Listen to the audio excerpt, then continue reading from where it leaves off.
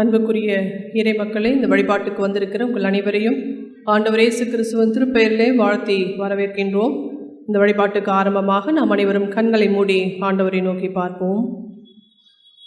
எங்கள் அன்பு நிறைந்த ஆண்டவரே, எங்களுக்கு தாயும் தந்தையுமானவரே, இந்த மனமகிழ்ச்சியான நாளுக்காக, இந்த வழிபாட்டு நேரத்துக்காக நன்றியோடு கூட உம்மை துதிக்கிறோம், உம்மை போற்றுகிறோம்.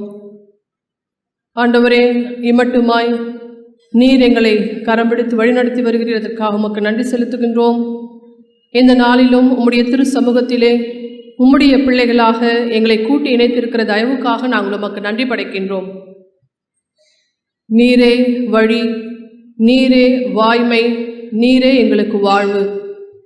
ஆம் சுவாமி, வாழ்வு தரும் உம்முடைய வார்த்தைகளை கேட்க, அதன்படி நடக்க, எங்கள் வாழ்வை நாங்கள் சீர்படுத்தி கொள்ள இந்த வழிபாட்டிலே நீர் எங்களை இணைத்திருக்கிற தயவுக்காக உமக்கு தோத்திரம் செலுத்துகிறோம். இந்த நாளிலும் உமது அடியாரின் வழியாக நீர் எங்களோடு கூட இடைப்படுவீராக. உம்முடைய வார்த்தைகளின் வழியாக ஆண்டவரே எங்களை நாங்கள் சீர்படுத்தி கொள்ள நீர் எங்களுக்கு அருள் புரிவீராக. இந்த வழிபாடு முழுவதும் உம்முடைய பிரசன்னத்தால் நிரப்பி அருளும். வந்திருக்கும் ஒவ்வொரு தம் பிள்ளைகளும் உம்முடைய ஆசீர்வாதத்தை, நீர் அருளுகின்ற அமைதியை பெற்றுச் செல்ல அருள் தாரும். எங்களையும் இந்த வழிபாட்டையும் தாழ்த்தி உம்முடைய திருக்கரங்களில் அர்ப்பணிக்கின்றோம். ஆண்டவர் இயேசு கிறிஸ்துவின் திருப்பெயரில் வேண்டிக் கொள்கிறோம் கடவுளே, ஆமேன். நாம் அனைவரும் எழுந்து நின்று பாமாலைகளுள்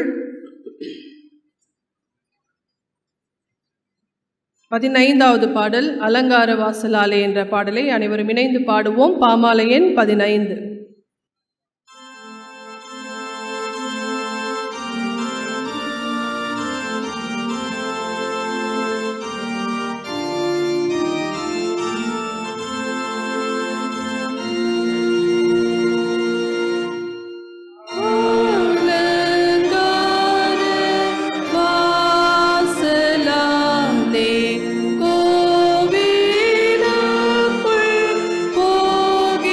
போகிறேன்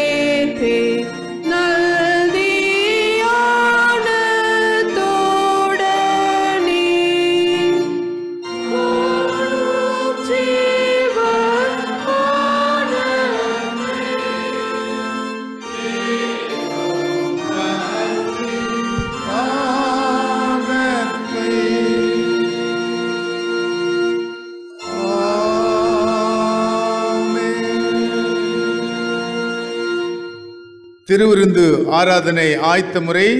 நாம் நின்ற வண்ணம் கடவுளை தொழுவோம். எல்லா இருதயங்களையும், எல்லா விருப்பங்களையும், எல்லா ரகசியங்களும் அறிந்திருக்கிற சர்வவல்லமுள்ள கடவுளே, நாங்கள் கடவுளிடத்தில் பரிபூர்ணமாய் அன்பு கூறவும், முது தூய நாமத்தை உத்தவமாய் மையப்படுத்தவும், இந்த தூய ஆவியின் ஏவுதலால் எங்கள் இருதயத்தின் சிந்தனைகளை சுத்தம் பண்ணிரல எங்கள் கர்த்தராகிய கிறிஸ்துவின் மூலமாய் வெள்ளிக்கிறோம். ஆமேன். சேர்ந்து சொல்லுவோம். உன்னத கடவுளுக்கு மகிமையும் பூமியிலே சமாதானமும் மனிதர்மை பிரியமும் உண்டாவதாக.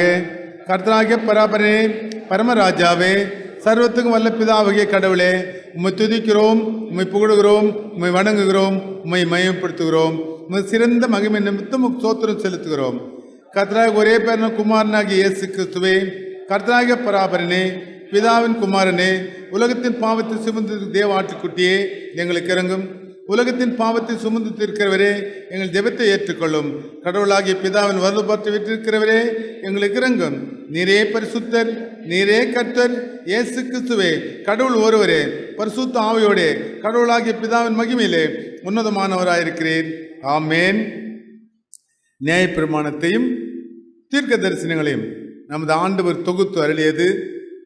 நம்முடைய கர்த்தராகிய இயேசு கிறிஸ்து சொன்னதாவது, இஸ்ரவேலே கேள், நம்முடைய கடவுளாகிய கர்த்தர் ஒருவரே கர்த்தர்.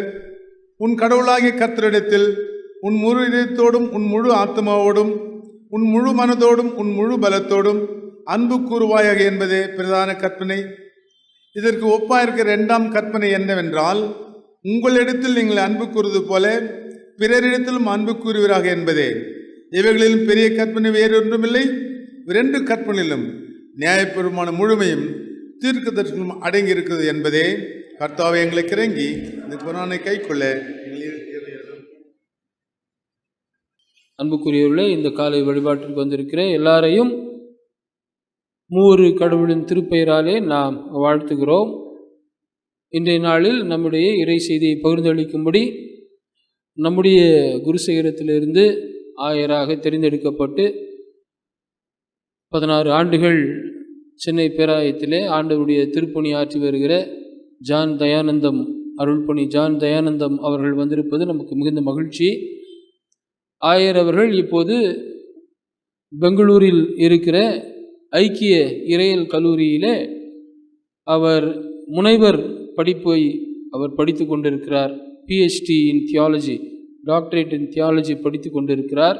இன்றைய நாளில் அவர் நம்முடைய வந்திருப்பது நமக்கு மிகுந்த மகிழ்ச்சி. அவரை பற்றிய அறிமுகம் நமக்கு தேவையில்லை. நம் அனைவரின் சார்பாக ஐயா அவர்களை நாம் அன்போடு கூட வாழ்த்தி வரவேற்கிறோம்.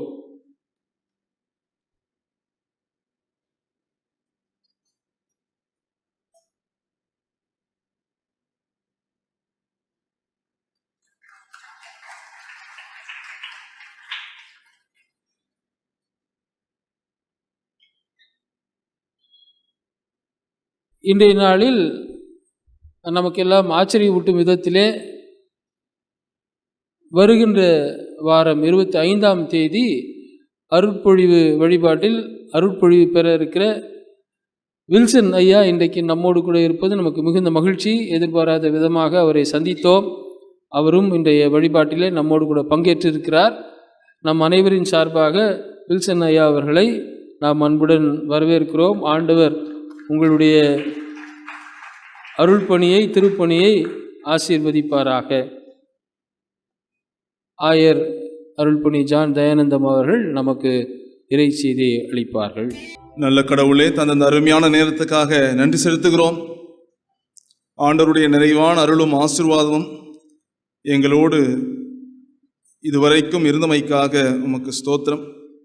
இப்பொழுதும் உம்முடைய வார்த்தைகளை நாங்கள் தியானிக்கின்ற பொழுது உம்முடைய நிறைவான அருளும் கிருபையும் எங்களோடு இருந்து உம்முடைய சத்திய வார்த்தைகளுடைய ஆழங்களை எங்களுடைய கண்கள் காண எங்களை கரம் பிடித்து வழிநடத்த வேண்டுமாய் வேண்டுகிறோம். இந்த நேரத்தில் எங்களுடைய கவனங்களை சிதறடிக்கிற எல்லா காரணிகளையும் ஆண்டவர் அப்புறப்படுத்தி உம்முடைய வார்த்தையில் மாத்திரம் நாங்கள் நிலைத்திருக்க எங்களை துணை செய்ய வேண்டுமாய் மீட்பர் இயேசு கிறிஸ்துவின் திருப்பெயரிலே வேண்டுகிறோம். நல்ல கடவுளே,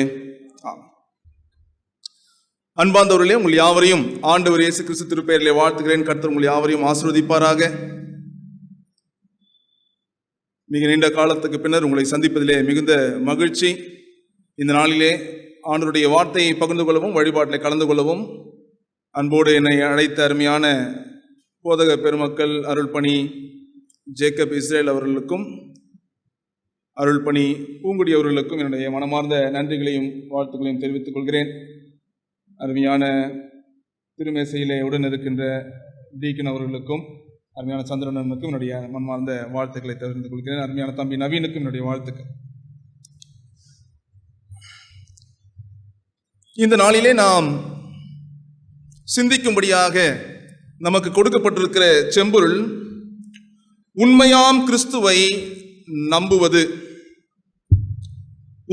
உண்மையாம் கிறிஸ்துவை நம்புவது, believing in Christ the truth. உண்மையை குறித்த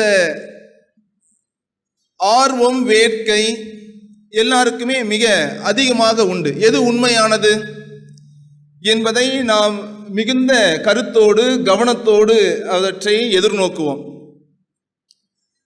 இது உண்மை என்பதை நாம் அறிந்து கொள்வதற்கு பல வகையான முயற்சிகளை எடுக்கிறோம்.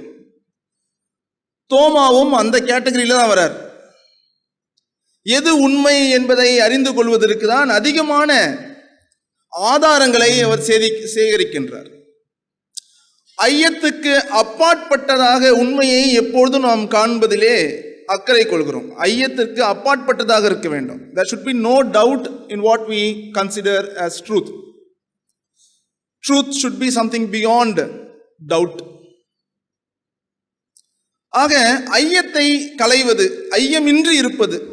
நானுடைய விழாவிலே கரங்களை விட்டு ஆணி பாய்ந்த ஒரு கரங்களிலே நான் கண்டால் ஒழிய நான் நம்ப மாட்டேன். ஏன்னா அப்பதான் என்னுடைய ஐயம் தீரும். ஐயம் தீருதல் என்பது உண்மையினுடைய, ஐயமின்றி இருப்பது என்பது உண்மையினுடைய ஒரு தன்மை. எந்த விதமான ஐயப்பாடு உண்மை என்று நாம் நம்புகின்ற ஒன்றில் இருக்கவே கூடாது. அது ஒரு காலம். ஜனங்க எதை சொன்னாலும் நம்பிட்டு இருந்தாங்க. நீங்க என்ன வேணா சொல்லலாம், நீங்க என்ன வேணா சொல்லலாம், எதை சொன்னாலும் ஜனங்க என்ன பண்ணுவாங்க, நம்புவார்கள். அப்படிப்பட்ட ஒரு காலத்தில் மக்கள் இருந்தார்கள். அதனாலதான் பல விஷயங்களை சொல்லி நம்ப வச்சுட்டு இருந்தாங்க. நான் கூட வந்த உடனே 2-3 பேருக்கு கேட்டுட்டு இருந்தேன், எதையெல்லாம் கண்மூடித்தனமா நம்ம நம்பிட்டு இருந்தோம் அப்படின்னு. நிறைய சடங்காச்சாரங்களை நினைவுபடுத்தினார்கள். இதெல்லாம் நம்ம டவுட்டே பண்ணல, எல்லாத்தையும் நம்ம நம்பிட்டு இருந்தோம். இதுதான் கரெக்டு, என்ன சொன்னாலும் அதெல்லாம் கரெக்ட் அப்படின்னு சொல்லி எல்லாத்தையும் நம்ம நம்பிட்டு இருந்தோம். ஆனா இன்னைக்கு நம்ம என்ன பண்றது கிடையாது, அப்படி நம்புவது கிடையாது. இன்னும் இருக்கிறாங்கண்ணா கொஞ்சம் பேர். இன்னும் அதுலேருந்து ஒரு நாள் நான் வண்டியில் 2 வீலரில் போயிட்டு இருக்கும்போது என் முன்னாடி ஒரு பெண்மணி ரொம்ப வேகமாக வண்டி ஓட்டின்னு போனாங்க. எனக்கு ஒரு பயம். நானும் வேகமாக ஓட்டின்னு போனேன். அதை பார்த்து பக்கத்தில் பயந்து ஏதாச்சும் வண்டி தடுமாறிட போகிறாங்கன்னு உடனடியாக நான் ஸ்லோ பண்ணிட்டேன். அவங்க வேகத்தை பார்த்து அவ்வளோ வேகமாக போனவங்க திடீர்னு ஒரு பூனை கிராஸ் பண்ணதை பார்த்தோன்னே சடன் பிரேக் அடிச்சாங்க. சடன் பிரேக் அடிச்சு அப்படியே வண்டியை திருப்பினாங்க. கொஞ்ச நேரம் போகலை அவங்க. ஏன்னா என்ன பண்ணிச்சு, பூனை கிராஸ் பண்ணிச்சு. இது மாதிரி நிறைய விஷயங்கள் ரொம்ப கண்மூடித்தனமாய் நம்பிக்கொண்ட விஷயங்கள் இருக்கிறது. ஆனால் இப்பொழுது நாம் அதெல்லாம் கடந்து ஒரு மாதிரி ஒரு என்லைட்மெண்ட்டுக்கு அப்புறமா, உள்ளொளி காலத்துக்கு பின்னர் அல்லது ஒரு அறிவியல் வளர்ச்சிக்கு பின்னர் நாம் அப்படிப்பட்ட காரியங்களை நம்புவது கிடையாது. என்னுடைய முதல் பாஸ்டேட்டில் என்கிட்ட கல்யாணத்துக்காக வந்த ஒரு குடும்பம் ஒரு சின்ன துண்டு பேப்பரில் 3 டேட் எழுதின்னு வந்தாங்க. என்கிட்ட கொடுத்து, இந்த 3 டேட்டில் ஒரு டேட்டை ஃபிக்ஸ் பண்ணுங்க ஏன்னாங்க கல்யாணத்துக்கு. ஐயா கல்யாணம் டேட்டு எந்த டேட்டுமா? இல்லை உங்களுக்கு என்ன கன்வீனியன்ட்டோ அந்த டேட்டு வைங்க. நாங்கள் அப்படியா அப்படின்னா அப்படின்னு யோசிக்க ஆரம்பித்தேன். இந்த 3த்தில் ஒரு டேட்டு சொல்லுங்க ஏன்னாங்க. என்னம்மா இந்த 3ன்னா? இல்லை சாமியார்கிட்ட குறிச்சிட்டு வந்தோம் அந்த 3 டேட்டு. ஆனால் இப்பொழுது அப்படிலாம் இருக்கிறோமா அப்படின்னா பெரும்பான்மையாக கிடையாது. ஆனால் ஏதோ ஒரு சின்ன பயம் சில நேரங்களில் நம்ம என்ன பண்ணுதுன்னா, இந்த நாளில் வச்சா சரியாகாதே, செவ்வாய்க்கிழமை கல்யாணம் வச்சா நல்லா இருக்காதே, ராகு காலத்தில் கல்யாணம் வச்சா நல்லா இருக்காது அப்படின்னு ஒரு பயம் என்ன பண்ணுது நம்மளை. நம்முடைய நம்பிக்கையை எப்பொழுதுமே அச்சம், டவுட், ஒரு வேளை இது மாதிரி ஆயிடுமோ அப்படின்ற டவுட் எப்பவுமே உண்மையை எப்பொழுதுமே என்ன பண்ணுது? டவுட் எப்பவுமே தளரச் செய்கிறது. ஐயப்பாடுகள் உண்மையை நம்புவதிலிருந்து நம்மை என்ன பண்ணுதுன்னா பின்வாங்கச் செய்கிறது. இன்றைக்கு இருக்கிற காலகட்டங்களிலே இவற்றையெல்லாம் கடந்து போய் கொண்டிருக்கிறோம். இன்றைக்கு வளர்கின்ற சமுதாயம் அப்படி எதையுமே நம்புவது கிடையாது. எல்லாம் கேள்வி கேட்டுட்டு இருக்குது. ஏன் இது அப்படி சொல்றீங்க? ஏன் இப்படி செய்றீங்க? இது சரியா? அது தவறா? ஏன் இதை செய்யக்கூடாதா? அதை அப்படி பண்ணக்கூடாதா? இதெல்லாம் ஒரு மாதிரி முட்டாள்தனமா இல்லை அப்படின்னு சின்ன பசங்க கூட என்ன பண்றாங்க, பெரியவங்களே கூட பார்த்து என்ன எல்லாம் ஒரு மாதிரி இர்ரேஷனலா இருக்கு. The younger generation are in search of rationality. புரிதலை தேடுகின்ற ஒரு சமுதாயமாக வளர்கின்ற சமுதாயம் இருந்து கொண்டிருக்கிறது. அவர்களுக்கு பதில் சொல்வதே மிக கடினம். அப்படி ஒரு பையன் சண்டே ஸ்கூலுக்கு போயிட்டு வந்தான். சண்டே ஸ்கூலுக்கு போயிட்டு திருப்பி வந்தோன்னா அவங்க அம்மாக்கெல்லாம் ரொம்ப ஆர்வம். என்னன்னு கேட்கணும், என்ன கிளாஸ் எடுத்தாங்க, இன்னைக்கு என்ன சண்டே ஸ்கூலில் ஒன்று கற்றுக் கொடுத்தாங்க. நம்ம வீட்டில் கூட நிறைய பேர் பிள்ளைங்களை சண்டே ஸ்கூல் போயிட்டு வந்தோன்னா இந்த பசங்க ஒழுங்காக இருந்தாங்களா சண்டே ஸ்கூலில்? ஏன்னா எனக்கு இருந்த டீச்சர்லாம் உட்காந்துருக்குறீங்க எதிரில், ரொம்ப ஸ்ட்ரிக்ட் டீச்சர்ஸ் எல்லாருமே சண்டே ஸ்கூலில் இருந்தவங்க. கண்டிப்பாக இருந்த டீச்சருங்களும் இருக்கிறாங்க. அவங்க கிளாஸ்லலாம் உட்காரவே கூடாதுன்னு பயந்து ஓடின டீச்சருங்களாம் இருக்கிறாங்க. நான் வேற கிளாஸ்ல இருந்தாலும் என்னை அவ்வளோ அருமையாக அன்பாக கூப்பிட்டு என்னை அலங்கரித்து விடுற டீச்சருங்களாம் இருந்தாங்க சண்டே ஸ்கூலில். சண்டே ஸ்கூல் போயிட்டு வந்த பிறகு செக் பண்ணுறது பழக்கம் இன்னும் நிறைய பெற்றோர்கிட்ட இருக்குது.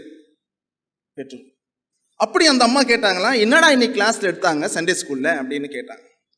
அதுக்கு அந்த பையன் சொன்னா, இல்லை ஆண்டவர் மோசேவை ஒரு மிஷனில் அனுப்பினார்.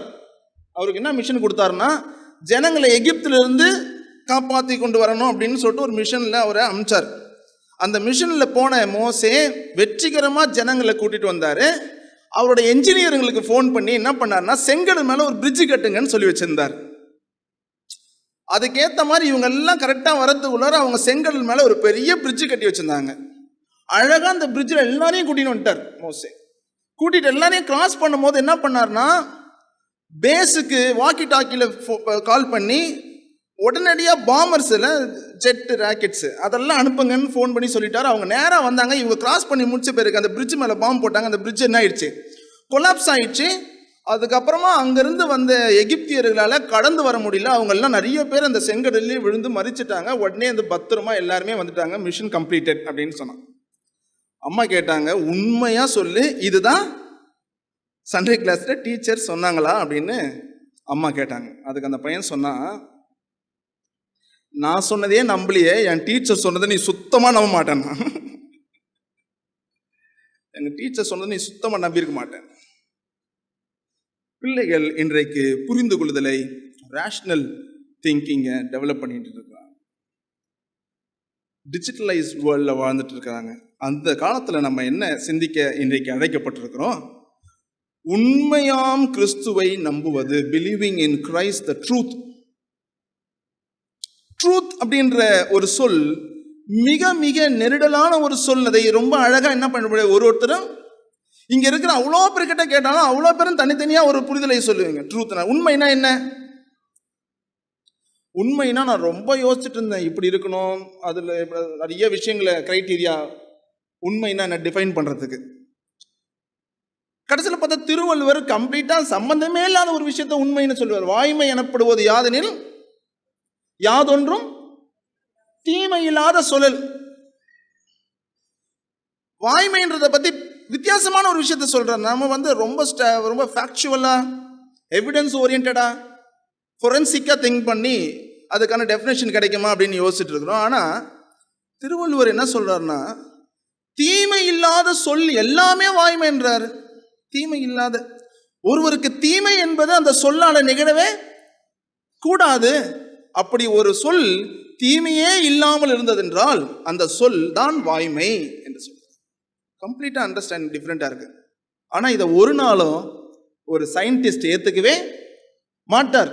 சயின்டிஸ்ட் சொல்லுவார், இல்லைங்க, ட்ரூத் எப்படின்னா என்னன்னா, அதுக்கு என்ன பண்ணோம், it should be supported by facts and evidences. ஆதாரங்களை மையமாய் வைத்து நிறுவப்பட்டது தான் உண்மையாக இருக்க முடியுமே தவிர மற்ற எதுவுமே உண்மையாக இருக்க முடியாது என்று சொல்லுகிறார். வேற எதுவுமே உண்மையாக இருக்க முடியாதுன்னு சொல்றார். அப்ப ட்ரூத்ல ரெண்டு பெரிய பெர்ஸ்பெக்டிவ் சேஞ்ச் இருக்குது. ஒன்று சயின்டிஃபிக்கா ட்ரூத்தை அப்ரோச் பண்றது, இன்னொன்று பிலசாபிக்கலா ட்ரூத்தை அப்ரோச் பண்றது.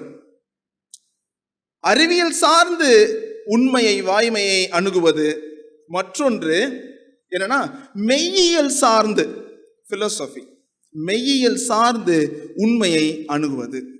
இப்ப ரெண்டு வித்தியாசமான அணுகுமுறைகள் உண்மையை சார்வதற்கு, உண்மையை அணுகுவதற்கு நாம் கொண்டிருக்கிறோம்.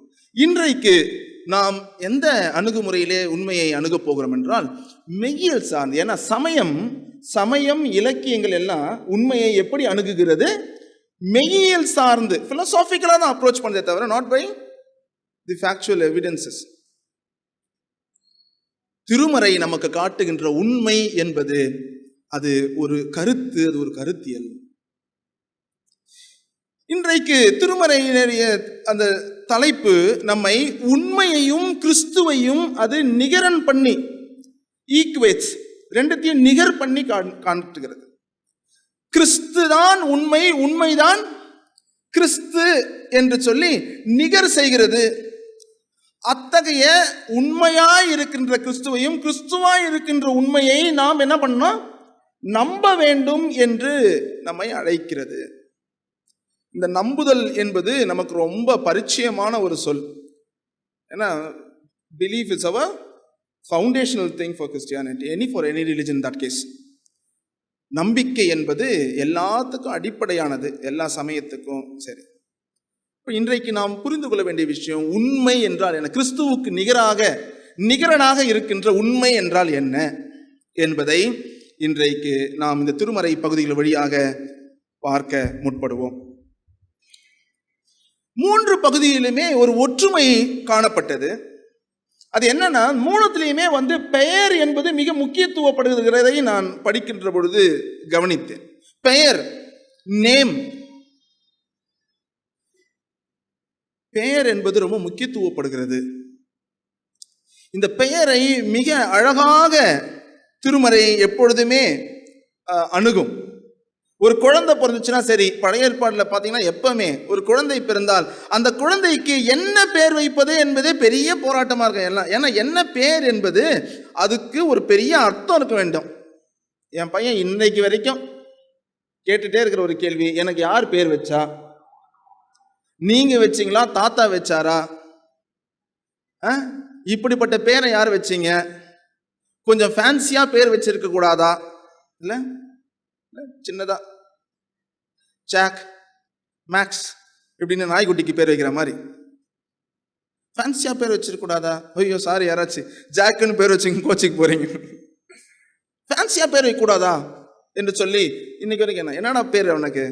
திருமறை செல்வன், இப்படி ஒரு பேர் வைப்பாங்களா யாருன்னா இந்த நேரத்தில்? நான் சொன்னேன், இப்பெல்லாம் நீ கஷ்டப்பட மாட்டேன் இந்த பேருக்காக. இதை சொல்லும் போது ரொம்ப நல்லா இருக்கும், ஒரு கெத்தா இருக்கும், திருமறை செல்வன் அப்படின்னு கூப்பிடும் போது. ஆனால் எப்போ நீ பிரச்சனையை அனுபவிப்பனா, பாஸ்போர்ட்டுக்குன்னு போய் நிற்கும் போது அப்போ என்ன பண்ணுவாங்கன்னா உன்னை ஈழத்தமிழர்களோடு சேர்த்து பார்ப்பாங்க. ஒன்று இப்படிப்பட்ட பேரை எல்டிடியில தான் யாராவது வச்சிருக்க முடியும். பேர் என்பது திருமறையிலே மிக முக்கியமான இடத்தை பிடிக்கிறது. ஏன்னா அதுக்கு ஒரு அர்த்தம் இருக்குது அந்த பேருக்கு. நீரிலிருந்து எடுக்கப்பட்டதுனாலே அவருக்கு என்ன பேர் வச்சாங்கன்னா மோசே என்று வைத்தார்கள். என்றால் நீர் என்பது பல நேரங்களில் மிக ஆபத்தானதாக இருக்கிறது. ஆனால் எகிப்தியர்களுக்கு வித்தியாசமான புரிதல் அது.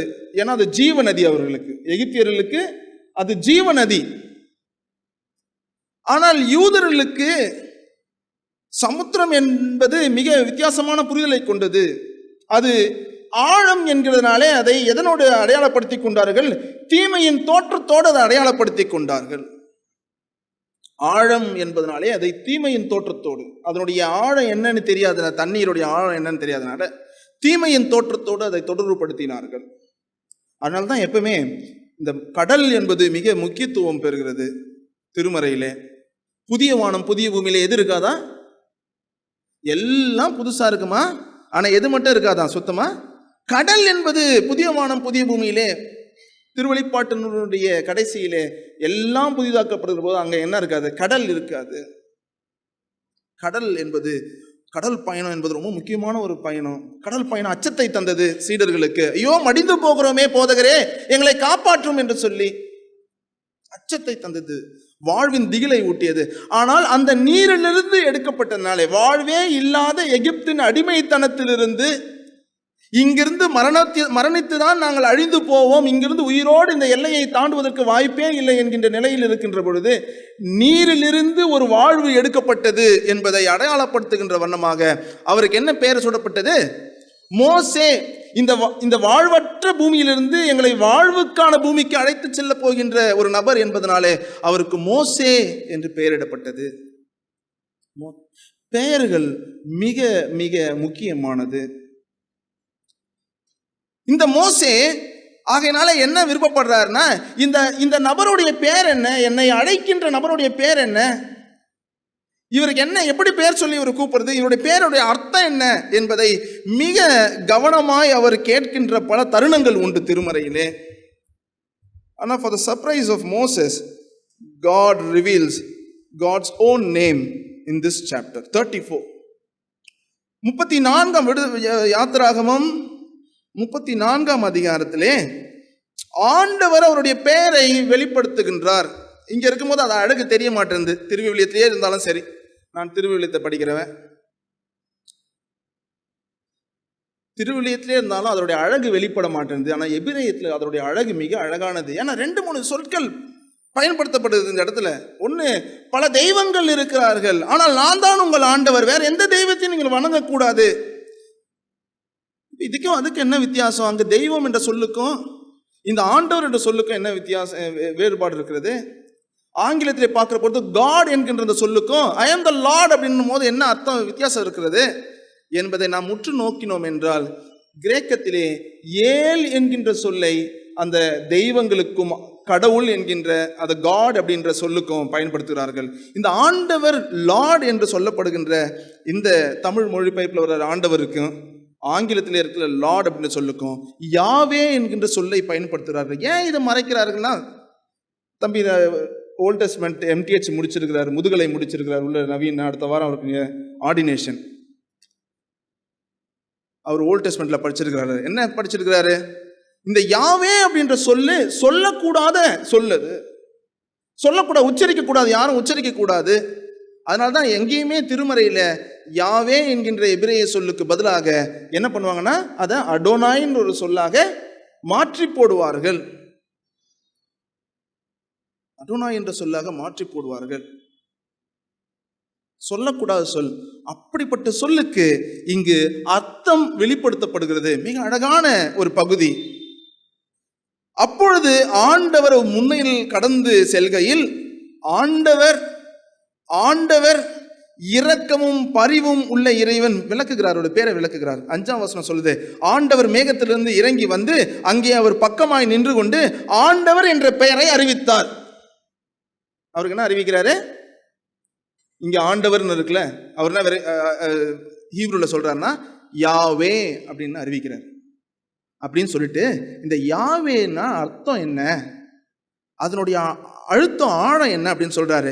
அவர் எப்படி அதனால் என்னன்னா அந்த பேர்னா என்னன்னா இரக்கமும் பரிவும் உள்ள இறைவன் என்ற அர்த்தம். இரக்கமும் பரிவும் உள்ள இறைவன் அர்த்தம். சினம் கொள்ள தயங்குபவர் என்ற அர்த்தம். அந்த பேருக்கான அர்த்தம் சினம் கொள்ள தயங்குபவர், பேரன்பு மிக்கவர், பேரன்பு மிக்கவர், நம்பிக்கைக்குரியவர், நம்பிக்கைக்குரியவர், 1000 தலைமுறைக்கும் பேரன்பு செய்பவர், கொடுமையையும் குற்றத்தையும் பாவத்தையும் மன்னிப்பவர். அதுக்கப்புறம் நமக்கு பிடிக்காத விஷயம், அதனால முட்டலாம். அது என்ன பிடிக்காத விஷயம்? ஆயினும் தண்டனைக்கு தப்ப விடாமல் தந்தையரின் கொடுமையை பிள்ளைகள் மேலும் பிள்ளைகளின் பிள்ளைகள் மேலும் 3ஆம் 4ஆம் தலைமுறை வரை தண்டித்து தீர்ப்பவர் என்று அறிவித்தார். இப்படியும் இல்ல, இரக்கம் எந்த அளவுக்கு இரக்கமோ அதே அளவுக்கு தலைமுறைகளை தாண்டி கூட ஒரு தவறுக்கும் ஒரு குற்றத்திற்கும் ஒரு பாவத்திற்கும் கணக்கு தீர்ப்பவராக இருக்கிறார். அவருடைய தன்மையை வெளிப்படுத்துறாங்க. பேர் என்பது வெறுமனே அது பேர் கிடையாது, அது ஒரு குணம். பேர் என்பதே ஒரு குணம்.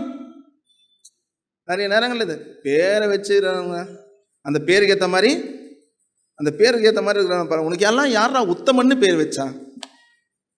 உனக்குலாம் யாரு உத்தமன்னு பேர் வச்சு?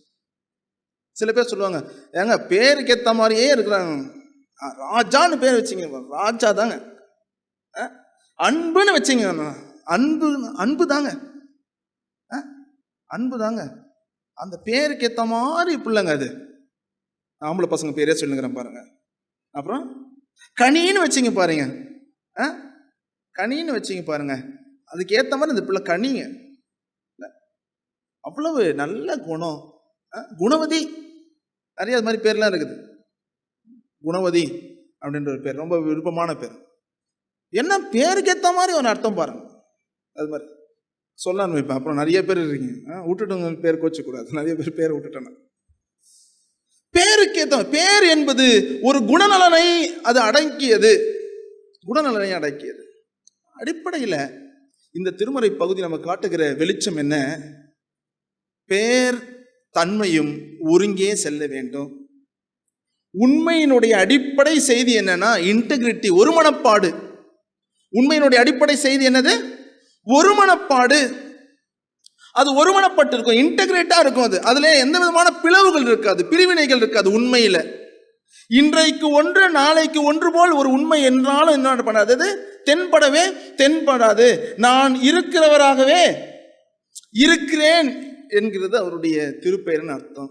இருக்கிறவராகவே இருக்கிறேன், நேற்றும் இன்றும் என்றும். உண்மையுடைய தன்மை அடிப்படையில் என்னன்னா என்றைக்குமே மாற்றம் இல்லாத தன்மை தான் உண்மையினுடைய தன்மை. உண்மை நாளுக்கு ஒன்று போல் சூழலுக்கு ஏற்றாற்போல் மாறிக்கொண்டே இருக்காது. கடவுளுடைய மிகப்பெரிய தன்மை என்னன்னா நீங்கள் மாறி போகிறவர்களாக இருக்கலாம், நீங்க மாறிக்கொண்டே இருக்கலாம். இன்றைக்கு ஒரு உடன்படிக்கை செய்துவிட்டு நாளைக்கு ஒரு உடன்படிக்கை செய்யலாம், அந்த உடன்படிக்கை நீங்க உடைத்து போடலாம். மோசே ரொம்ப விவரமானவர் இருக்கிறது இல்லையே. உஷாரா என்ன பண்றாரு, அவருடைய தன்மைகளை சொல்லி முடித்த பின்னர் மோசே கேட்ட முதல் வார்த்தை என்னன்னா, நீ என்ன பண்ற, அன்பையும் காட்டுவன்ற, தண்டிப்பனும் சொல்ற, அதனால எனக்கு ஒன்னே ஒன்று சொல்லு, என் ஜனம் வணங்கா கழுத்துடைய ஜனம். அது என்ன பண்ணுன்னா என்னைக்குமே சொல்ற பேச்சுப்படி நடக்காது, அது சொல்றதுக்கு மீறி தான் நடக்கும். ஆகவே வணங்கா கழுத்துடையவர்கள், அவர்கள் மேல் நீ இரக்கம் கொள்ளணும்னே கடவுள் என்ன பண்றாருன்னா, நான் அவர்களோடு ஒரு உடன்படிக்கை செய்து கொள்வேன். அந்த உடன்படிக்கையில் அவர்கள் நிலைத்திருக்கிற மட்டிலும் என் குணம் அப்படியே இருக்குன்றார். ஆனா ரொம்ப அருமையான அழகு என்னன்னா, அந்த உடன்படிக்கை உடைக்கப்பட்ட பின்னரும் கடவுள் தன்னுடைய பேரன்பை எப்பொழுதும் தன் மக்கள் மீது வெளிப்படுத்தி கொண்டேதான் இருந்தார். உடன்படிக்கை மீறப்பட்ட பிறகும் தன் குமாரனை அனுப்பினார். நம்ம எல்லா உடன்படிக்கையை மீறினவர்களுக்காக தன் ஜீவனை கொடுப்பதற்காக தன் மகனையே அனுப்பி சிலுவையிலே நம்ம எல்லாரையும் மறுபடியும் ஒரு புதிய உடன்படிக்கையின் வழியாக இணைத்து கொண்டார். அந்த புதிய உடன்படிக்கையினுடைய ஆதாரங்களை தான் இன்னைக்கு திருமேசையிலே நாம் வைத்து கொண்டு அதை கொண்டாடுகிறோம். இந்த புதிய உடன்படிக்கையை கூட நம்ம என்ன பண்ணிடக்கூடாது, உடைத்து போட கூடாது. ஏன்னா ஆண்டவர் மறுபடியுமாய் புதுப்பிக்கிறவர், அவருடைய குணம். நீ முதல்ல உடைத்து போட்ட கற்பலகைகளை போல மற்றொரு கற்பலகைகளை திருப்பி என்ன பண்ண, உடைத்து போட்டா என்பதற்காக நான் அதோடு அதை விட்டு விடுவதல்ல, மறுபடியும் புதுப்பிக்கக்கூடிய வாய்ப்புகளை வழங்குகின்ற ஆண்டவர். அருமையான குணம் கடவுளுடைய குணம். பெயருக்கு ஏற்றாற்போல் வாழுதல் என்பது உண்மையினுடைய ஒரு பெரிய ஆதாரமானதா இருக்கிறது. நம்ம எல்லாரும் ஒரு அடையாளத்தையும் பெயரையும் சூட்டி கொண்டிருக்கிறோம். நிறைய பேர் நமக்கு யோசித்து பேர் வச்சிருக்கிறாங்க. தாத்தா பேரை சேர்த்து வைக்கணும். ஒரு பையன் பெரிய பேர் வச்சிருந்தான். என்ன பேருன்னா, அப்பாவுடைய அப்பா பேரு அம்மாவுடைய அப்பா பேர் ரெண்டு விட்டாலும் பிரச்சனை ஆயிடும். விவரமா இருக்கிறாங்க பாருங்க. இன்னைக்கு இதையும் விட்டுறக்கூடாது, தேவையில்லாத எதுக்கு பிரச்சனை. அன்னைக்கு தான் ஒரு மாதிரி ஆம்பளைங்கள்லாம் ஒரு மாதிரி மீசிங்கிட்ட முறிக்கிங்கன்னு நல்லா ஜெயக்குமார் அங்கிள் மாதிரி சுத்தின்னு இருந்தாங்க. இன்னைக்கு அவரு கூட கொஞ்சம் கம்மியாகிட்டு இருக்குது மீசிங்க சொன்னாங்க. சொல்லிட்டு பேர் அந்த பேர் பை தான் பேர் அவள் தான் முடிஞ்சு போச்சு. ஆனால் இன்றைக்கு அப்படி இல்லை. குடும்பங்களிலே ஒரு இணக்கம். என்ன மிஞ்சி போய் என்ன வரட்டு கௌரவம் பார்த்து எதை நம்ம சம்பாதிக்க போறோம், இன்னைக்கு இருப்போமா நாளைக்கு இருப்போமா நமக்கு தெரியாது. அப்படிப்பட்ட உலகத்துல என்ன வரட்டு கௌரவம்ட்டு எல்லாமே என்ன பண்றாங்க, கொஞ்சம் வாழ்க்கையில இந்த ஆணாதிக்கம் தளர்வடைகின்ற சமயங்கள் எப்பொழுதுனா, வாழ்க்கை என்பது நிரந்தரமற்றது என்பதை நாம் எவ்வளோ ஆழமாக உணர்கிறோம், அப்பொழுதே நம்முடைய அந்த பிடிப்புகள் பலதை நம்ம என்ன பண்ணிக்கிறோம், தளர்ச்சி அடைய செய்கிறோம். அதை யாரும் விளங்கிக்காதவங்க தான் அந்த பிடிப்புல ரொம்ப இறுக்கமாக பிடிச்சின்னு இருக்கிறவங்க இன்னைக்கு வரைக்கும்.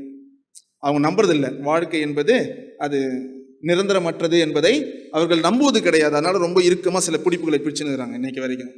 ஆனால் அதை உணர்கிறவர்கள் எல்லாரும் அந்த பிடிப்புகளை தளர்வு செய்கிறார்கள். அது அப்பப்போ திருமறை தான் நமக்கு உணர்த்துகிறது, அல்லது ஒவ்வொரு அடக்க ஆராதனைகள் நமக்கு நினைவுபடுத்துகிறது. வாழ்க்கை என்பது நிரந்தரமற்றது என்பதை ஒவ்வொரு ஃபியூனரல் சர்வீஸு நமக்கு என்ன பண்ணுது, மறுபடியுமாய் நினைவுபடுத்தி கொண்டிருக்கு. அதனால் எதுக்கு அட்டன் பண்ணுறீங்களோ இல்லை, கிறிஸ்மஸ் அட்டன் பண்ணுறீங்களோ, ஈஸ்டர் அட்டன் பண்ணுறீங்களோ, சர்ச்சில் யாருன்னா செத்தாங்கன்னா வழிபாடில் கலந்துங்க.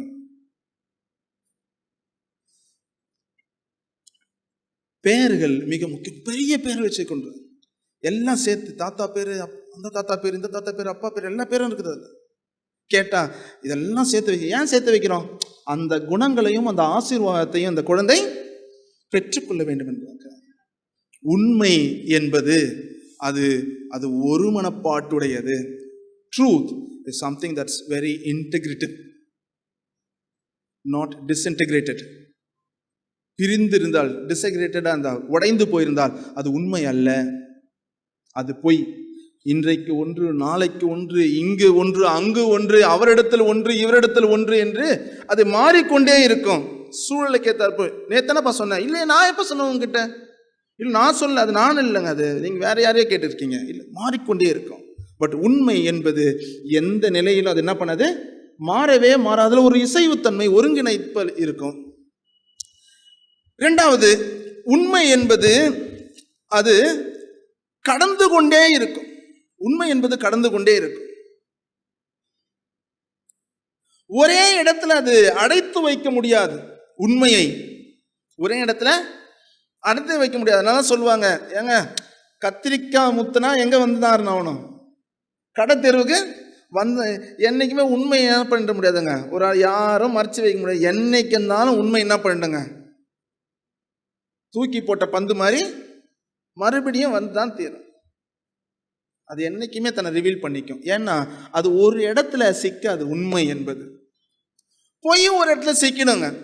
இங்கேருந்து ட்ராவல் பண்ணே போயிடும், ஒரு இடத்துல பிளாக் ஆகிடுங்க. ஏன்னா அது ஒருத்தர் நம்பலைன்னா அது என்ன ஆகாதா, அவர்கிட்ட இருந்து கடந்து போகாது. ஏங்க பேசாமல் இருங்க, இதெல்லாம் நம்புற மாதிரியா இருக்குது. இல்லைங்க, எனக்கு தெரியும் நம்புற மாதிரி இல்லை, கடந்து போகாது, நின்றும். ஆனால் உண்மை எப்பொழுதுமே எல்லைகளை கடந்து கொண்டே இருக்கும். அருமையான ஆங்கில சொல்லுது டிரான்ஸ்பயர் அப்படின்ற சொல். Truth is transpiring. As like the earlier thing what we saw, truth is integrated, and as like truth is transpiring, கடந்து கொண்டே இருக்கும். It goes beyond the boundaries. ஒவ்வொரு எல்லைகளை அது கடந்து கொண்டே போய் கொண்டிருக்கும். உண்மை என்பது ஒரு இடத்துல அதை அடைத்து வைக்க முடியாது. ஆண்டவர் சொல்லுகிறார், ஆண்டவரே நீர் எனக்கு தந்தவற்றை நான் அவர்களுக்கு கொடுத்தேன். இப்ப என்ன பண்ண போறாங்கன்னா, அவங்க இந்த உலகத்துல எடுத்துக்காதீங்கன்னு ஜெபம் பண்றாரு. இந்த உலகத்துல அவங்க எடுத்துக்காதீங்க, அவங்க அங்கேயே இருக்கட்டும். ஏன்னா அவங்க என்ன பண்ணோம், நீர் எனக்கு தந்ததை நான் அவர்களுக்கு தந்ததை போல இப்ப அவர்கள் என்ன பண்ணோம், மற்றவர்களுக்கு அதை அந்த உண்மையை பகிர்ந்து கொள்ள வேண்டும். அது கடந்து கொண்டே போய் கொண்டிருக்கும். ஒரு இடத்துல உண்மை என்பது தங்காது. ஆனால் இதில் என்ன பிரச்சனை, இந்த உண்மை ஒரு இடத்துல தங்காது, ஒருத்தருக்கும் பகிர்ந்து கொண்டே போகும்போது ஒவ்வொருவரும் ஒவ்வொரு வகையில் அந்த உண்மையை அணுகுகிறார்கள். சீடர்களே கூட இருக்கட்டும், அது 12 சீடர்களுக்கு கூட ஒரே விதமான புரிதல் இயேசுவினுடைய போதனையிலிருந்து அவர்கள் என்ன பண்ணல, பெற்றுக்கொள்ளவில்லை. ஒருவர் ஒரு மாதிரியான போதனைகளை பெற்றுக்கொண்டார், ஒருவர் ஒரு மாதிரியாக புரிந்து கொண்டார். அதனால தான் அவர்களுக்குள்ளவே அதிகமான கிளாஷஸ் இருந்துச்சு. 11 பேர் நம்ம இந்த 12வது நபர் நம்பவில்லை. 10 பேர், ஒருத்தர் கம்மியாயிட்டாரா, 10 பேர் நம்ப, 11வது நபர் என்ன பண்ணல, நம்பவில்லை, அவர் மறுத்தார். இவர்கள் எல்லாருக்கும் நம்பக்கூடிய அளவுக்கு இயேசுவினுடைய போதனைகள் இருந்தது. ஆனால் ஒருவர் நம்பக்கூடாத அளவு இருந்துச்சு. இந்த ஒரு சீடர் புரிந்து கொண்டபடி பேதுரு புரிந்து கொள்ளவில்லை. பேதுரு வேறு மாதிரியாக ஆண்டவருடைய போதனைகளை புரிந்து கொண்டிருக்கிறார். யோவான் வேறு மாதிரியாக ஆண்டவரின் போதனையை புரிந்து கொள்கிறார். செபதேயின் குமாரர்கள் வேறு வகையாக ஆண்டவருடைய போதனைகளை புரிந்து கொள்கிறார்கள். ஒவ்வொரு சீடனும் ஒவ்வொரு மாதிரியாக. இதுதான் உண்மையினுடைய அந்த பகிர்வுத்தன்மை ஏற்படுத்துகின்ற அது குறை என்றா என்னன்னு சொல்வது தெரியாது. அது எல்லாருக்கும் பகிரப்படுகிற பொழுது ஒவ்வொருவரும் ஒவ்வொரு வகையிலே அதை அப்ரோச் பண்றாங்க, அவர்கள் அணுகுகிறார்கள். எப்படி ஒரு 4 நபர்கள் ஒரு யானையை எப்படி இருக்கும், கண்ணு தெரியாதவங்க யானை எப்படி இருக்கும் என்பதை உணர்ந்து கொள்வதற்காக கடந்து போனார். அவர்களை கூட்டிட்டு போயிட்டு, ரொம்ப பழைய கதைங்க, அவர்களை கூட்டிட்டு போயிட்டு மகாபலிபுரத்தில் இருக்கிற யானை ஸ்டாச்சு ஒன்றத்துல விட்டாங்க. ஆளாளுக்கு ஒன்று தொட்டு பார்த்தாங்க. ஒன்று தொட்டு பார்த்து இதுதான் யானை என்று ஒருவரும் புரிந்து கொண்டார்கள். ஒருவரை கேட்டால் சொன்னாங்க, யானை எப்படிங்க இருந்துச்சு? யானை நல்லா உலக்க மாதிரி இருந்துச்சுங்க. எப்படி இருந்துச்சு யானை? உலக்க மாதிரி இருந்துச்சு யானை. ஒருத்தர் கேட்டாங்க, உலக்கன்னா எதை பிடிச்சி பார்த்துருப்பாரு? தந்த இது டஸ்க்கு, தும்பிக்கை. இன்னொருத்தர் காதை தொட்டு பார்த்தாரு. அவர் சொன்னாரு, யானை நல்லா முறம் மாதிரி இருந்துச்சுங்க, நல்லா பெரிய முறம் மாதிரி இருந்துச்சு யானை. இன்னொருத்தர் சொன்னார், யானை நல்லா தூண் மாதிரி இருந்துச்சுங்க, தூண் மாதிரி இருந்துச்சு யானை. காலை பிடிச்சி பார்த்தவர். தொடப்ப மாதிரி இருந்துச்சுங்க யானை, பார்த்தேன் நல்ல தொடப்ப மாதிரி இருந்துச்சு. வாழை பிடிச்சி பார்த்தேன். ஒவ்வொருவரும் ஒவ்வொரு வகையிலே அந்த யானையை அணுகினார்கள். அதை வைத்து அவர் யானை இப்படி தான் இருக்கும் என்பதை அவர்கள் புரிந்து கொண்டார்கள். ஆனால் பவுல் சொல்லுகிறார், நீங்கள் எல்லாரும் ஒவ்வொரு வகையிலே அணுகி கிறிஸ்துவை புரிந்து கொள்வதற்கு மாறாக உங்களுடைய புரிதலிலே ஒரு ஒருமனப்பாடு வர வேண்டும், கன்சென்சஸ். ஏன்னா ஒரு partial understanding of Christ always leads something to a lesser faith. ஒரு குறைவான நம்பிக்கைக்கு கடந்து செல்லும். ஒரு பகுதியிலே பார்ப்போம், நிறைய பேர் பார்ப்பாங்க, ஆண்டவர் எப்படிப்பட்டவர்? ஆண்டவர் ஒரு ஏடிஎம் மாதிரி. எனக்கு சில பேருடைய அனுபவம், ஆண்டவர் எப்படிப்பட்டவர்? ஏடிஎம் மாதிரி. ஏன்னா எப்போ எனக்கு ஏதாச்சும் கஷ்டம்னாலும், காசு பத்தலைன்னா உடனே நான் என்ன பண்ணுவேன், முட்டி போட்டு ஜாமிக்கு எங்கேருந்து வரும்னே தெரியாதுங்க. திடீர்னு ஒருத்தர் வருவார், எங்களுக்கு இதெல்லாம் கொடுத்துட்டே போவார். ஏடிஎம்ங்க எனக்கு ஆண்டவர்.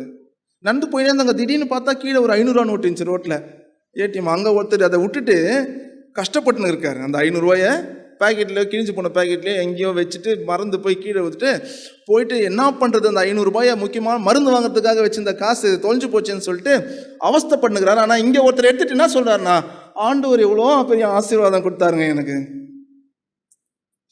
காசு இல்லைன்னு ரொம்ப கவலைப்பட்டிருந்தேன், ரோட்டில் நடந்து போயிடும் போது 500 ரூபாய் கிடைச்சிச்சு எனக்கு. ஒவ்வொருவரும் ஒவ்வொரு வகையிலே கடவுளை, கிறிஸ்துவை புரிந்து கொள்கிறோம். இந்த ஒவ்வொரு வகையிலே புரிந்து கொள்ளுதல் என்பது ரொம்ப குறைவான புரிதல். அது பவுல் சொல்லுவது, நீங்கள் எல்லாம் குழந்தைகளை போல என்ன பண்ணக்கூடாதுன்னா, என்ன தேவையோ அதை மட்டும் அணுகக்கூடாது. கிறிஸ்துவில எனக்கு மிகுந்த அன்பா இருக்குதான் தேவை, என் மேல அன்பு காட்டினே எனக்கு அன்பு செய்வார் யாரும் இல்லை, அதை மட்டும் கிறிஸ்து கடவுள்னு பார்க்கக்கூடாது. ஒரு முழுமையான புரிதலை நீங்கள் பெற்றுக்கொள்ள வேண்டும் என்று சொல்லி மிக அழகாக எபேசியருக்கு எழுதின நிருபத்து 4 13 14 வசனத்திலே பவுல் அடிக்கிறார், மிக அழகமாக வலியுறுத்துகிறார். ஒரு முழுமையான புரிதலை நீங்கள் கடவுளை குறித்து பெற்றுக்கொள்ள வேண்டும், கிறிஸ்துவை குறித்து நீங்கள் பெற்றுக்கொள்ள வேண்டும். அத்தகைய புரிதல் முதிர்ச்சியான புரிதலாக இருக்கின்றார். அத்தகைய புரிதல் முதிர்ச்சியான புரிதலாக இருக்கின்றார். நாம் கடவுளை மகிமைப்படுத்துகிறவர்களாக இருக்க வேண்டும் என்றால் நம்முடைய புரிதல்கள் எப்பொழுதும் முழுமையானதாக இருக்க வேண்டும். யோவான் 17:10 சொல்றாரு, அவர்கள் நான் உம்மில் இருப்பதையும் நீர் என்னில் இருப்பதையும் நாம் அவர்களில் வழியாக மகிமைப்படுவதை நான் காண்கிறேன்றார். I am being glorified in them. மகிமைப்படுதல் எப்படி மகிமைப்பட முடியும்னா, குறைவான புரிதல்கள் கடவுளை முழுமையாய் மகிமைப்படுத்தாது. அது கடவுளுக்கு விசனத்தை தரும். கடவுளை புரிந்து கொள்வதிலே நாம் முழுமை பெற வேண்டும். குழந்தைகளைப் போல இல்லாமல் முதிர்ச்சி பெற்றவர்களாக கடவுளை புரிந்து கொள்ள முழுமையான புரிதல். கடவுளுடைய அந்த தன்மையும் சரி இந்த தன்மையும் சரி, பழைய ஏற்பாடு பகுதியில் படிக்க கேட்டதை போல பரிவு காட்டுகிறவராகவும் அதே நேரத்தில் குற்றங்களுக்காக தண்டிக்கிறவராகவும் அவர் இருக்கிறார். அரவணைக்கிறவராகவும் அதே நேரத்தில் நீதிக்காக மூன்றாம் 4ஆம் தலைமுறை மட்டும் வாதாடுகிறவராக அவர் இருக்கிறார். கடவுளுடைய எல்லா தன்மைகளையும், நிறைய பேர் கடவுளுடைய அன்பு தன்மையை மட்டும் நம்ம மையப்படுத்துவோம். அன்பானவர், இரக்கமானவர். அதனால முகம்லாம் பார்த்தீங்கன்னா ரொம்ப டல்லாக அப்படியே தொங்கி போன மாதிரி இருக்கும் முகம், அப்படியே எல்லாம் ரொம்ப அன்பு. அப்படியே ஆண்டவர் கோபமான ஆண்டவர் யாரும் வரையவதே கிடையாது. கோபமா ஒரே ஒரு ஆங்கிரி ஜீசஸ் அப்படி ஒன்று இருக்குது. ஸ்மைலிங் ஜீசஸ்னு ஒரு ஃபேஸை ரீக்ரியேட் பண்ணாங்க, கற்பனை செய்தார். கடவுள் நீதிக்காக கோபப்படுகிறவர். அந்த தன்மையும் நாம் புரிந்து கொள்ள வேண்டும். கடவுளுடைய எல்லா தன்மைகளை குறித்து நமக்கு ஒரு ஆர்வம் இருக்க வேண்டும். அது ஒரு முழுமையான புரிதலை நோக்கி நம்மை வழிநடத்தும். ஏன்னா உண்மை என்பது ஒரு இடத்திலே அது அடைப்படக்கூடியதல்ல, அது எப்பொழுதுமே கடந்து போகக்கூடியதாக இருக்குது. ஒரு நபரிலிருந்து மற்றொரு நபருக்கு கடந்து போகக்கூடியதாய் இருக்கிறது. மூன்றாவது, உண்மை என்பது எப்படிப்பட்டதாக இருக்குதுன்னா பலவீனமானதாக இருக்கிறது. உண்மை என்பது பலவீனமானது. Truth is vulnerable. Truth is vulnerable. எப்பவுமே உண்மை என்பது ரொம்ப அதிகாரத்திலிருந்து வராது. என்னைக்குமே உண்மை என்பது எங்கிருந்து வராது? அதிகாரத்திலிருந்து வராது. சரி, எப்படி சொல்றோம் இந்த விஷயத்த? யோவான் நற்செய்தி நூலில் ஆண்டவர் இந்த 17ஆம் அதிகாரம் எதற்கு ரொம்ப பிரசித்தியான அதிகாரம்னா, ஆண்டவருடைய வேண்டுதல், தலைமை ஆசாரியருடைய வேண்டுதல். இது prayer of the heavenly priest. Heavenly priest என்ன பிரேயர் அது அப்படின்னா, நாம் பல நேரங்களில் என்ன சொல்லப்பட்டிருக்கிறோம்? அவர்கள் எல்லாரும் ஒன்றாக இருப்பார்களாக, இதுதான் அவருடைய பிரேயர் அப்படின்னு. இல்லை, அது இல்லை அவருடைய பிரேயர். அதோடைய விருப்பம் நாம் எப்படி இருக்கிறோமோ அதை போலவே அவர்கள் நம்ம போல ஒன்றாக இருக்க வேண்டும் என்பது விருப்பம். ஆனால் ஜெபம் என்ன? அவர் சொல்றாரு, மிக அழகாக ஆண்டவர் சொல்றாரு, நான் இப்பொழுது உம்மிடத்தில் ஒரு வேண்டுதல் வைக்கிறேன். என்ன வேண்டுதல் அது? என்ன வேண்டுதல் அது அப்படின்னா, அவர்களுக்கு பாதுகாப்பு வழங்க வேண்டும். அதுதான் வேண்டுதல். ஜெபம் என்னன்னா ப்ரொடெக்ட் தெம். அதுதான் ஜெபம். ஆண்டவரே, தயவு செய்து இந்த பிள்ளைகளை காப்பாற்றும், அரணாயிரும். ஏன் அந்த ஜெபத்தை ஆண்டவர் வைக்கிறார் அப்படின்னா, இவர்கள் உண்மையை சுமந்து கொண்டிருப்பதனாலே, நான் அவர்களுக்கு உடைய பெயரை வெளிப்படுத்தி இருக்கிறதுனாலே, நீர் எனக்கு தந்தவற்றை நான் அவர்களுக்கு சொல்லி இருக்கிறதுனாலே, இப்போ அவர்களை என்ன பண்ணுதுன்னா, எப்படி உலகம் என்னை வெறுத்ததோ அதை போலவே அவர்களையும் என்ன பண்ணுது? உலகம் வெறுக்கிறது. ஏன் வெறுக்குதுன்னா, அவர்கள் எதை தாங்கி கொண்டிருக்கிறார்கள்? உண்மையை தாங்கி கொண்டிருக்கிறார்கள். மிக அழகாக இந்த காப்பாற்றும் என்கின்ற சொல் 3 முறைக்கு மேல் வருகிறது. 11வது வசனத்திலே ஒரு முறை வருகிறது. ஆண்டவரே அவர்களை, கடவுளே அவர்களை காப்பாற்றும். அடுத்தது 11ஆம் வசனத்தை முடிகிற பொழுது, நீர் என்னைக்கு அளித்த உன் பெயரை, ஆற்றலை அவர்களை காத்தருளும். 2வது 12ஆம் வசனத்துல, நான் அவர்களை உன் பெயர் பொருட்டு காத்திருக்கிறேன், இதுவரையிலும் காத்து கொண்டிருந்திருக்கிறேன். நான் அவர்களோடு இருந்தபோது நீர் எனக்கு அளித்த உன் பெயரின் ஆற்றலால் அவர்களை காத்து வந்தேன். அடுத்தது மறுபடியும் என்னன்னா 15ஆம் வசனத்துல மிக அழகாக, அவர்களை உலகிலிருந்து விடுவித்து விட வேண்டும் என்று நான் வேண்டவில்லை. என்னுடைய வேண்டுதல் அதில் அல்ல, தீயோரிடமிருந்து அவர்களை காத்தருள வேண்டும் என்று வேண்டுகிறேன். தீயோரிடமிருந்து அவர்களை காத்தருள வேண்டும் என்று. இன்னொரு அக்கரன்ஸ் காட் அப்படின்ற வேறொரு சொல்லில் வருகிறது. 12ஆம் வசனத்திலேயே வேறொரு சொல்லாக அந்த காத்தல் என்கின்ற காரியமே வெளிப்படுகிறது. அப்ப இந்த காத்தல் என்பதுதான் கடவுளுடைய, ஆண்டவர் இயேசு கிறிஸ்துனுடைய வேண்டுதலாக இருக்கிறது. ஏன்னா உண்மையை நம்புகின்ற இவர்கள், உண்மையை சுமந்திருக்கின்ற இவர்கள் எப்படிப்பட்டவர்கள்? ரொம்ப எளிமையானவர்கள், எளியவர்கள். அவர்கள் பலம் பொதிந்தவர்கள் கிடையாது. தங்களை காத்து கொள்ளக்கூடிய அதிகாரமும் ஆற்றலும் படைத்தவர்கள் கிடையாது. மாறாக அவர்கள் பலவீனமானவர்கள்.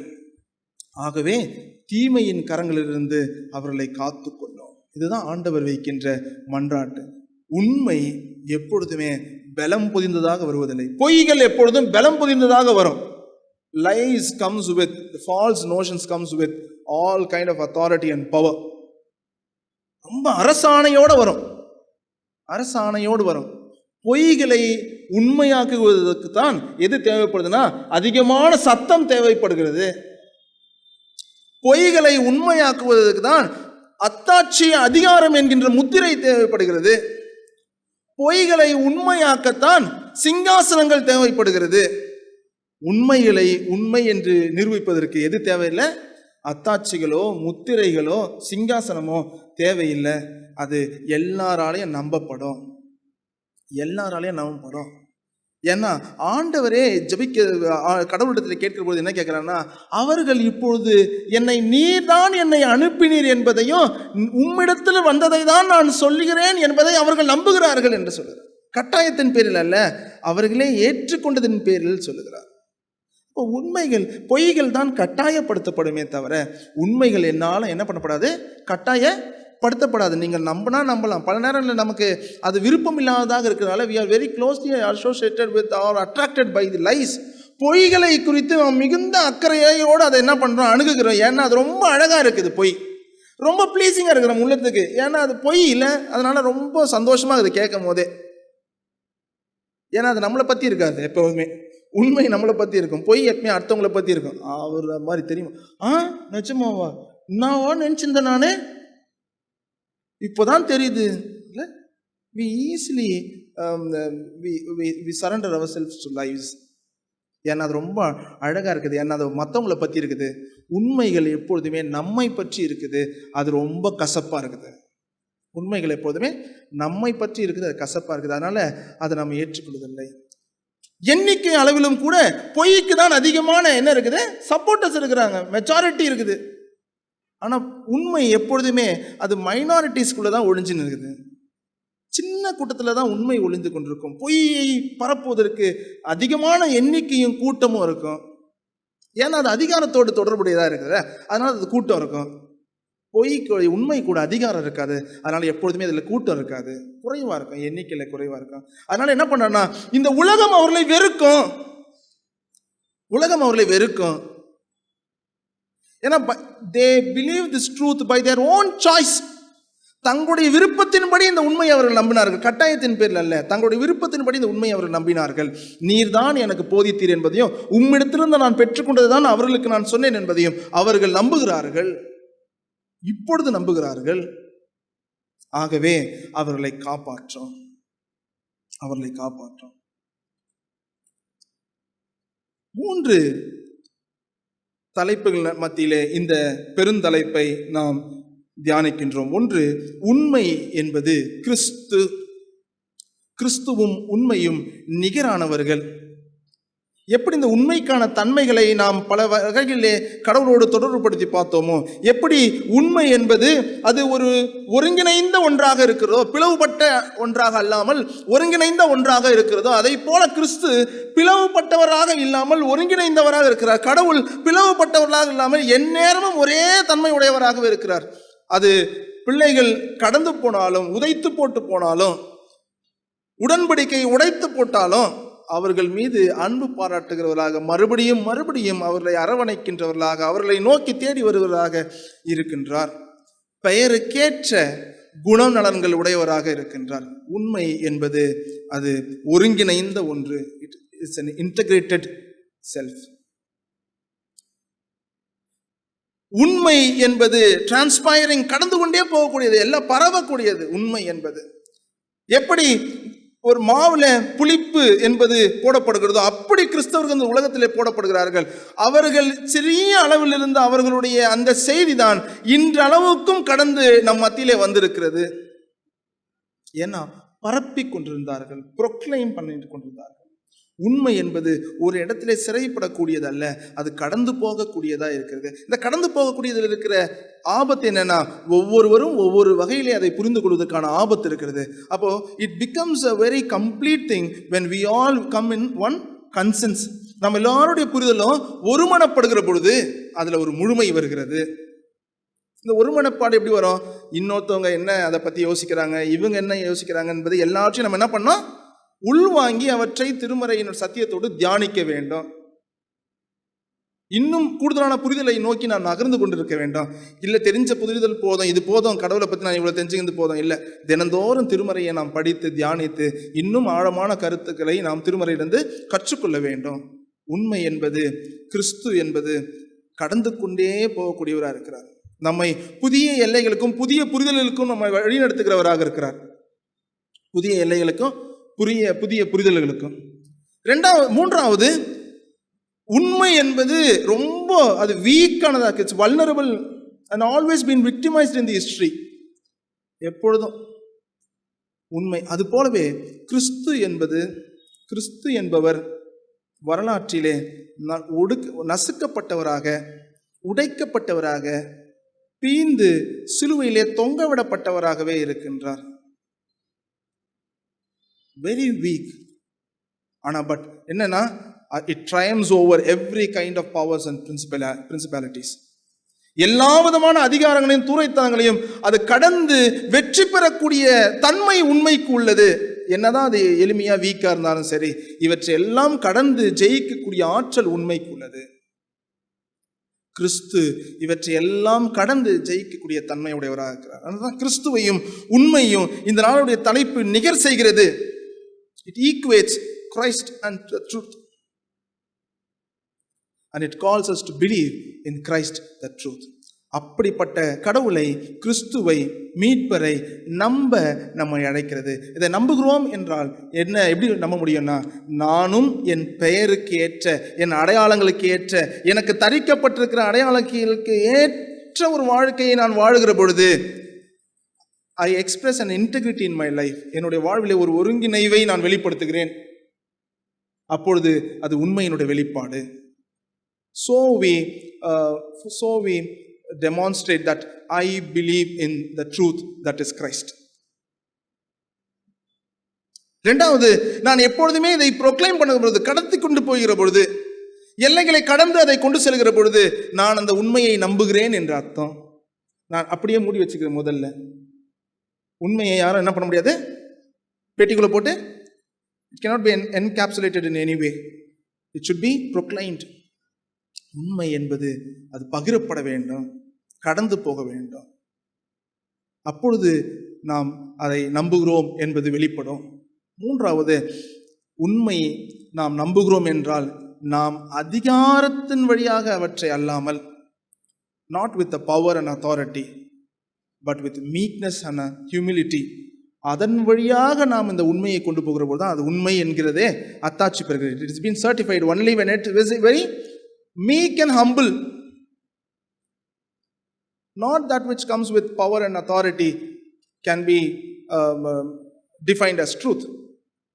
எளிமையாகவும் ரொம்ப ஃப்ரெஜைலா, உடைந்து போகக்கூடிய அளவில் அவ்வளோ எளிமையாக இருக்கிற பொழுது தான் அது உண்மையாகவே இருக்கும். இல்லைன்னா அதிகாரத்தோடும் பலம் புதிந்ததோடும் சிங்காசனத்திலிருந்து வருகிறது என்றைக்குமே உண்மைகள் கிடையாது. அது எளிய இடத்துல இருக்கிறது. அது ரொம்ப it's among the very meek 12 disciples. அவ்வளோதான். இன்னைக்கு வரைக்கும் ரொம்ப குறுகின ஒரு சின்ன கூட்டம் தான் உண்மையை சுமந்து கொண்டிருக்கிறது. அது எல்லாரும் எப்பொழுதும் தீமையின் ஆற்றலுக்கு உட்படக்கூடியதாக இருக்கு. கடவுள் அதற்காக தான் எப்பொழுதுமே அந்த ஜெபத்தை வைக்கிறார், இவர்களை காப்பாற்றும். Truth is vulnerable. If we believe in truth, we should also be vulnerable. இந்த நாளினுடைய தியானத்தை நமக்கு ஆண்டவர் ஆசீர்வதித்து தொடர்ந்து நம் வாழ்க்கையில இந்த உண்மையாம் கிறிஸ்துவை நாம் நம்புகிறோம் என்பதை வெளிப்படுத்தக்கூடிய பலத்தை நமக்கு தந்து, என்னாலும் தாங்கிக் கொண்டிருக்கின்ற, சுமந்து கொண்டிருக்கின்ற அடையாளங்களுக்கு ஏற்ற வாழ்க்கையை வாழ, உண்மையாம் கிறிஸ்துவை என்னாலும் பிரகடனப்படுத்துகின்ற ஒரு வாழ்க்கையை வாழ, விட்னஸிங் லைஃப், இந்த உண்மையானதை மிகுந்த எளிமையான ரூபத்திலே சுமந்து கொண்டிருக்க நமக்கு பலன் தருவாராக. கர்த்தர் இந்த வார்த்தைகளை நமக்கு ஆசீர்வதித்து தருவாராக. கண்களை மூடி ஆண்டவரை நோக்கி மன்றாடுவோம். அன்பு நிறைந்த நல்ல கடவுளே, அருமையான நாளுக்காக நன்றி செலுத்துகிறோம். உண்மையாம் கிறிஸ்துவை நம்புதல் என்கின்ற தலைப்பிலே நாங்கள் இந்த திருமறையை தியானிக்க, பல நிலைகளிலே இந்த உண்மையை வெளிப்படுத்துகின்றதாக இந்த திருமறை பகுதிகள் எங்களுக்கு நீர் தந்தமைக்காக ஸ்தோத்திரம். அவற்றை தியானிக்கின்ற பொழுது நாங்கள் தியானித்த இந்த குறைவுடைய வார்த்தைகள் அல்ல, உம்முடைய மேலான தொடர்பு முறையின் வழியாக எங்களுக்கு இன்னும் இந்த வசனங்களை நாங்கள் ஆழமாய் புரிந்து கொண்டு இவற்றை எங்களுடைய வாழ்க்கையிலே நாங்கள் வெளிப்படுத்த உம்முடைய தூய ஆவியானுடைய ஆற்றலையும் பிரசன்னத்தையும் எங்களுக்கு தாரும். உம்முடைய கிருபைக்கு எங்களை யாரும் தாழ்த்தி அர்ப்பணிக்கின்றோம். மீட்பர் இயேசு கிறிஸ்துவின் திருப்பெயரிலே வேண்டுகிறோம் நல்ல கடவுளே, ஆமென். கிறிஸ்துவின் சரீரம் ரத்தமாகிய சாக்கிரமத்தை விசுவாசனாலே பெற்றுக்கொண்டு நாம் அவருக்கு ஸ்தோத்திரம் செலுத்த கடவோம். என் ஆத்துமாவே கர்த்தரை ஸ்தோத்திரி.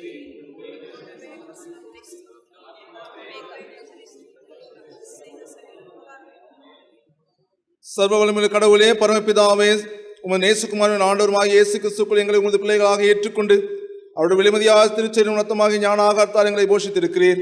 எங்கள் பாவங்களை மன்னித்து நித்திய ஜீவனை எங்கள் வாக்கு பண்ணியிருக்கிறீர். அளவிடப்படாத நன்மைகளுக்காக உம்மை ஸ்தோத்தரிக்கிறோம். சரீரம் ஆத்துமாகி எங்களை பரிசுத்தமும் ஜீவனுள்ள பலியாக உமக்கு ஒப்புக் கொடுக்கிறோம். இதுவே நாங்கள் செய்யத்தக்க ஆத்மீக ஆராதனை. நாங்கள் இந்த உலகத்தை ஏற்ற வேஷம் தெரியாமல் தேவருடைய நன்மையும் பரிபூர்ணமான சித்தம் என்னவென்று பகுத்தறியத்தக்கதாக எங்கள் மனம் புதிதாக நாளை மறுரூபமாகும்படி எங்களுக்கு அருள் புரியும். கடைசியில் நாங்கள் பரிசுத்தவான்கள் அனைவரோடும் நித்திய ராஜ்யத்தின் ஆனந்தத்தை அடையத்தக்கதாக இவ்வுலகத்தில் உமக்கு கீழ்ப்படி நடக்க எங்கள் கிருபை செய்யும். உம்மோடும் பரிசுத்த ஆவியோடும் ஒரே கடவுளாய் சதா காலம் ஜீவித்து அரசாளுகிற எங்கள் ஆண்டவர் இயேசு கிறிஸ்து மூலமாய் உங்களை வேண்டிக் கொள்கிறோம். தொடர்ந்து ஜெபிப்போம். அன்பு நிறைந்த நல்ல கடவுளே, இந்த அருமையான வழிபாட்டில் நாங்கள் கலந்து கொள்ள கத்தர் பாராட்டின கிருபைகளுக்காக நன்மைகளுக்காக ஸ்தோத்திரம். கடந்த வாரம் முழுமையும் உங்கள் கிருபையின் கரங்களை தாங்கி வழிநடத்தி வந்ததற்காக, நல்ல சுகத்தோடும் பலத்தோடும் இருப்பதற்கு, மனமகிழ்ச்சியோடும் சமாதானத்தோடும் வாழ்வதற்கு கத்த தந்த எல்லா கிருபைகளுக்காக நன்மைகளுக்காக ஸ்தோத்திரம். வீடுகளிலே, பணியிடங்களிலே, படிக்கிற இடங்களிலே கர்த்தருடைய ஒத்தாசையின் கரங்களை துணை புரிந்ததற்காக நன்றி செலுத்துகிறோம்.